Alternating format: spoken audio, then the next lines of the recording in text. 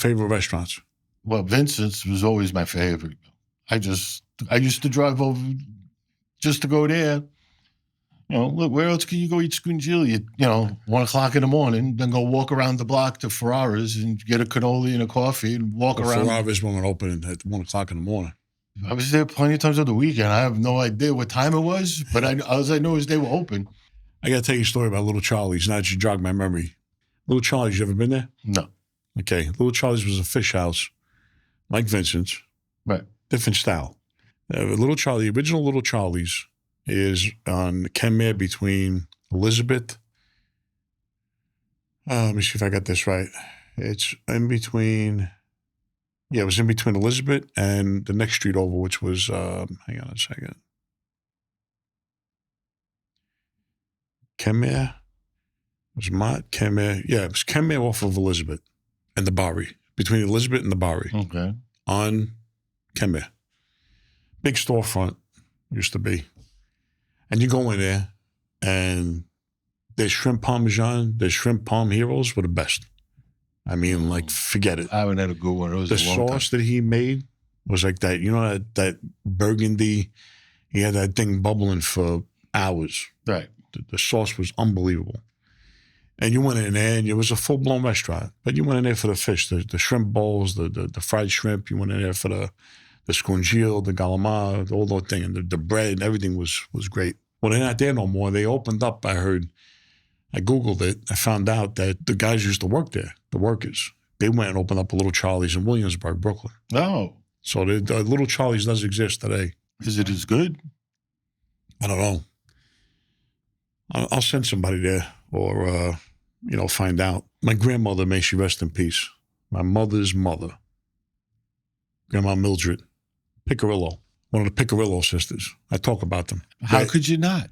Listen. Look, I love your mother. I think she's the greatest thing in the world. I bet she makes me miss my mother terribly.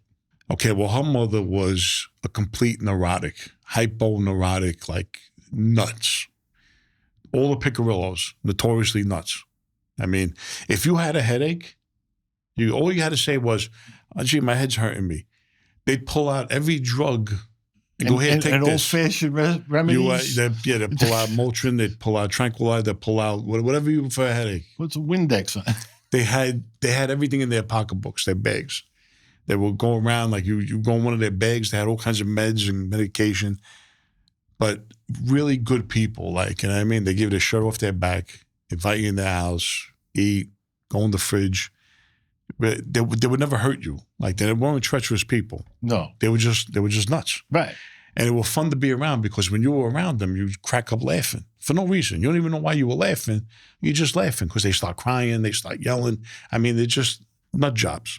My grandmother, one night, she's out with my Aunt Christine, my mother's sister, her daughter. That's Fatty's daughter. My mother's father was Nunzi. This is Fatty's daughter. She's in the car, my grandmother, my Aunt Christine. They're going down Kenmare Street. I don't know how it happened. They make a turn right into the storefront of Little Charlie's. But this was like a known thing in the neighborhood. Ain't it into like the middle of the block? This is, I don't know if the place was open or I think the place was closed. Thank God.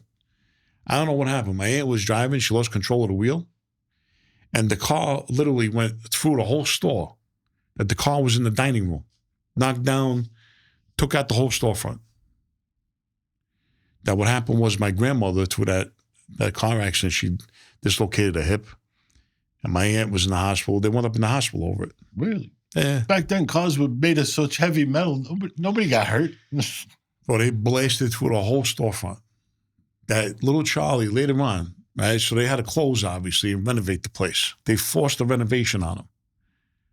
When I went in, the Little Charlie was always like this heavy set, like bald guy, nice guy, right?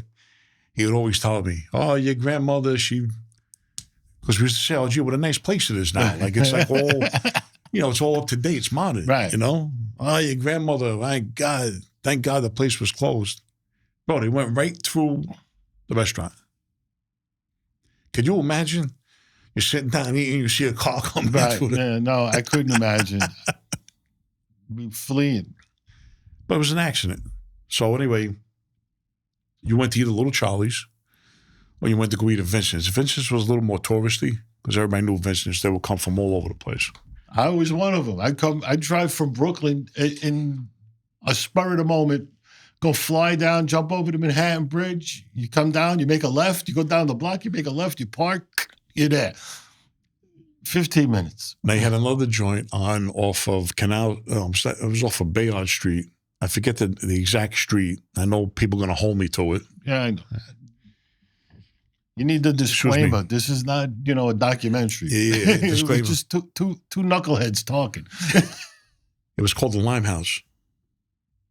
You ever heard of that joint? The Limelight?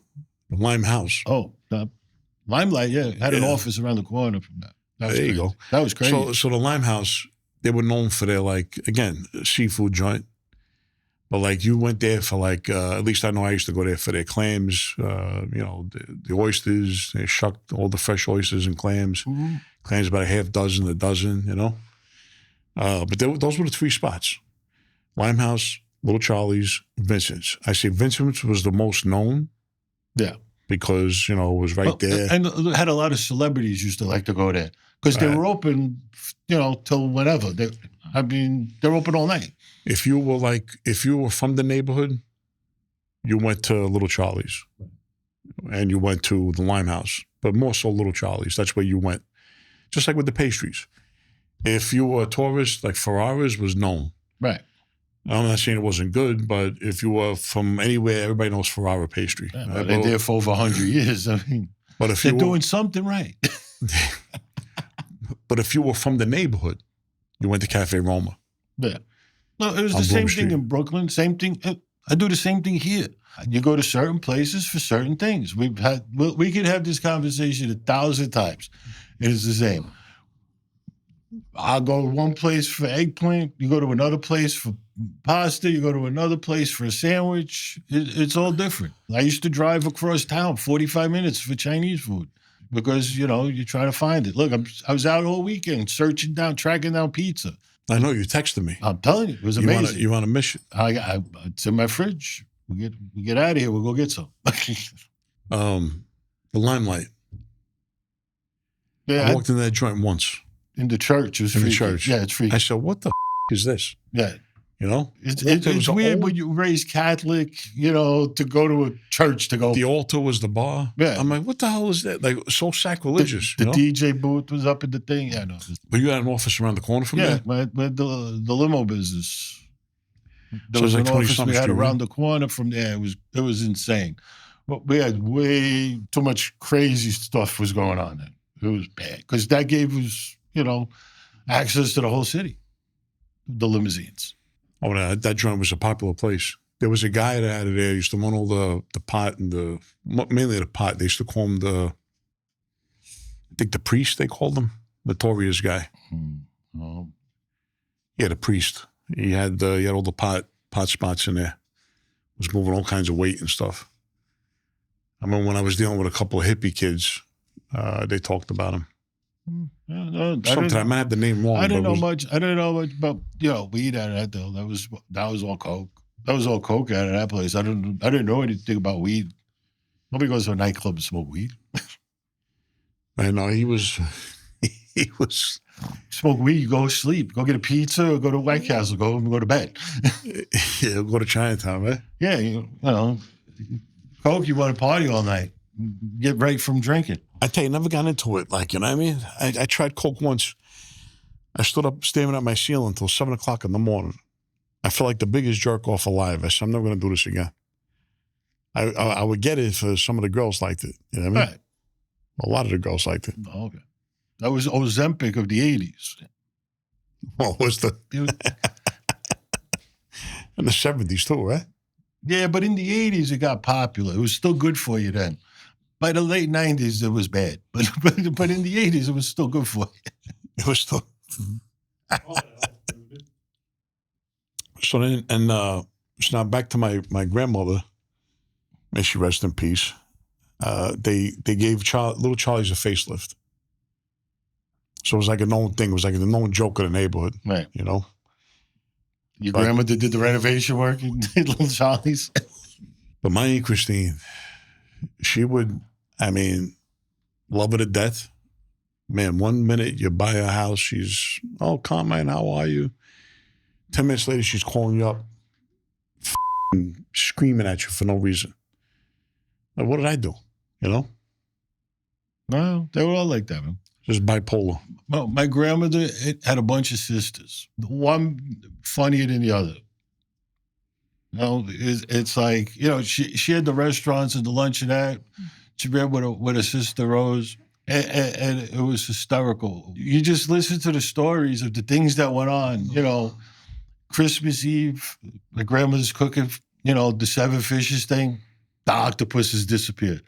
To the day she died, she swore it was her sister stole the octopus or whatever. I'm like, but why would she steal an octopus? You know, but whatever. What, for the 7 fishes? Yeah. It was on Christmas Eve, the octopus disappeared. Nobody knows where it went. I told her it probably crawled out of the pot, went for a walk. Why would somebody steal the octopus? It disappeared. Somebody put it somewhere. Somebody threw it out. Whatever happened to it, it was gone. And she was convinced that her sister ate it. To the day she died, it was hysterical. And held a grudge for years, probably. Oh, absolutely. She's like, she used to tell every time they were together, you could tell me. That way, you know, just put it to bed. You took the octopus? She's like, no, I didn't take the octopus. So she was convinced. And, you know, the old Italian ladies, once they're convinced, it's like a pit bull with a bone. You ain't getting it. That ain't going nowhere. They went to the grave with that one. Yeah, they're trying to find out. It's like a mission. Yeah. You know, when I was thinking about your brother, right? We had a sit down once with him. It was we met them in a diner. It was on Crosby Boulevard. Was that the Joker poker incident? Yeah, it was over Joker poker machines. I get it. Fun. There was Anthony Rotundan. There was your brother. And there was Richie Pagarulo. We used to call him the Toop. Because he literally wore a toupee. I would say Richie, not to get off subject and go into Brooklyn, right? Richie was one of our homicidal maniacs that we had, I would say. A real one? Yeah. I'll get into Richie, but Richie was, he liked me. You know, we got along. Not a lot of people. He didn't like a lot of people. A lot of people didn't like him. They thought the guy was, was weird. The guy was very eccentric. He was very, whatever. He couldn't fight, but he'd shoot you won't even think twice. So Richie's a captain. He's there. And he's got me with him. And I'm like newly made. Maybe a couple months in. The ink was still wet on your button? The stitching, right? Yeah. The ink was wet on your card, your member card. And I'm sitting there, and Richie has a little, he used to carry these little man bags around. Like these little, what do you call them? It's like a little, it's like a little. The mail tote bags. They're getting popular again. Like the big designer companies are making these crossbody bags. Okay, this one he used to carry under his arm. Like it's had a clutch. My mother used to have one. not that big, like a little bag. Yeah, a purse. Well, no, not like a bag about this big where you could unzip the whole thing. And it had like a little loop around the way you could carry it. A purse. But he kept it under his arm. Right. It was that small. I know he had a pistol on him. You're not supposed to bring a pistol to sit down. I mean, that's what they say. Depending on, what the outcome of it is. But yeah. So I'm sitting there, I'm saying, I told Richie, I said, don't worry about it, I got a pistol on me. He said, if any gets out of line, he said, we'll just shoot them. Okay, well, that's a great idea. We're going to shoot somebody in the middle of a diner. Right. That's how Richie was. Anyway, we sat down, and Anthony Rotundan is doing all the speaking. Because he's the captain back then. I guess your brother was under him or next to him. And we talk about, I mentioned him once, Skip. But we called him Skip.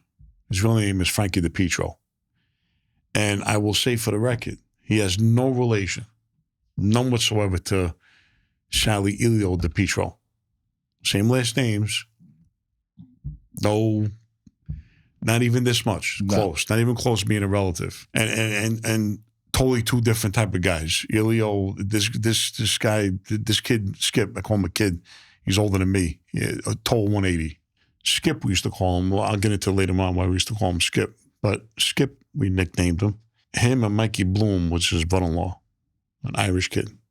I don't know Mikey Bloom's real last name. They were going around Staten Island, and Fat Frank Jacoby. Frank Jacoby was called Fat Frank. Mm. They were going around Staten Island terrorizing people, going into stores, terrorizing them for the Joker poker machines. They was just going in stores, you're with me, open the machines up, taking the money. I mean, it was just going all over Staten Island. They came to us and said they were claiming Staten Island. Staten Island's with us. I'm like, you can't do that. There's everybody, everybody's on Staten Island. Staten Island's not yours. Right. Well, so happened, they kept torturing this one guy who claims the Jersey crew claimed was with them. But the Bananos put claim at the same time. What's his name? One of the Linos. Frankie Lino. Yeah. Maybe you? Mm-hmm. Something to do with Frankie Lino had his hands in the place, and then we had our hands in there through Fat Frank and Skip and those guys, right?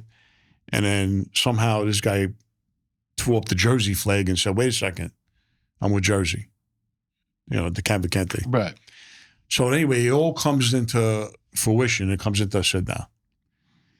Well, from what I understand, Richie Picorillo, we already touched base with Frankie Lino, and Frankie Lino said, you guys can have it, but we got your back on this. Because the ruling was that if two families from New York teamed up on a decision, Jersey automatically lost because it was Jersey. Right. Yeah. You know how it goes. There's no appeals. There's no appeal. Yeah. The appeals process is limited. Right. So it's nothing to do with the individual because you got a lot of good, tough guys that came out of Jersey. A lot. But somehow politically, that's how it worked. I didn't make the rules. Richie was explaining to me. He said, listen, we got the okay with the Bananos. It's an automatic, that's it. There's no way for them to go. So anyway, we sat down. Anthony Rotunda's putting the beef in, talking about, what Skip did. And he was talking about, they're coming in there, they're taking the money and this and that. And then, Richie says, hey, they're with us. That's it. It's over. You want to go to Frankie Lino, you want to go talk to them over there. We already talked to them. They're with us too. So there was nowhere for them to go. And then now they started saying, well, we're taking it personal because, when they go in there, they're calling us names. They're talking stuff about us.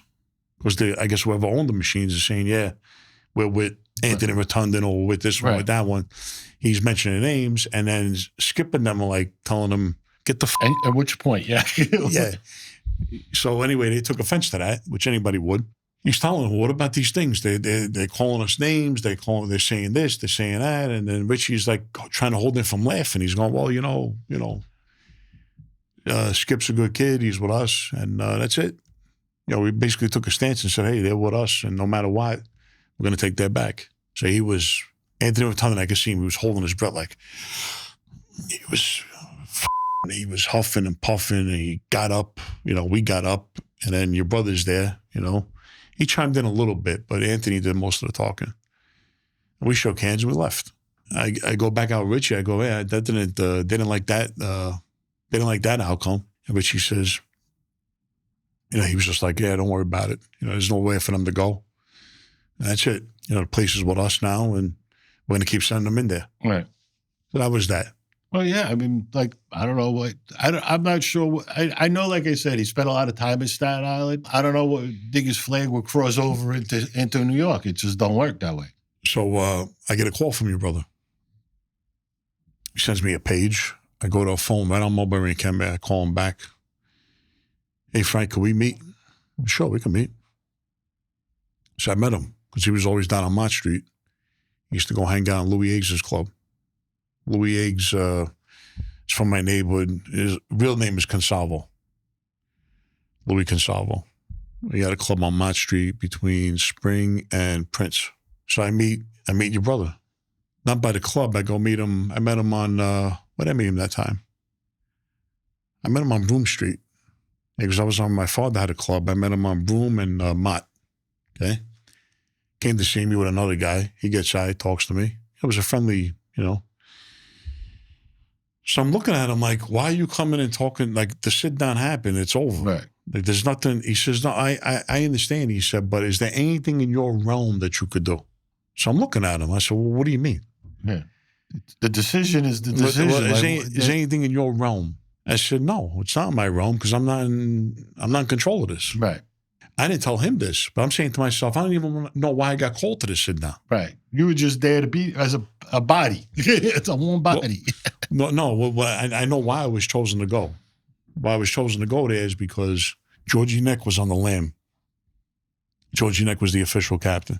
DeCavalcante was the acting captain. I was there to represent Georgie Neck. To go there, one of the guys from the crew. Right. But then I'm saying to myself, why did you send little Georgie? Right.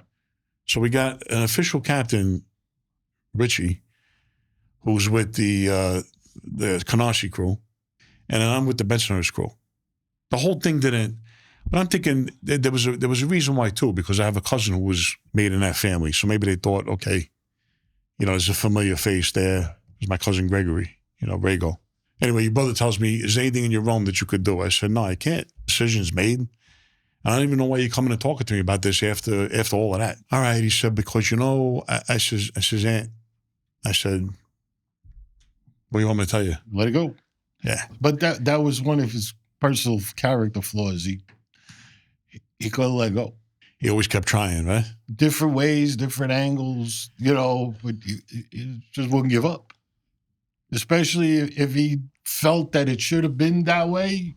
If he thought in his mind that, they should have gave us something or anything or a piece, or he just keep beating it until something broke. Yeah, but see, the thing, that's a good quality to have.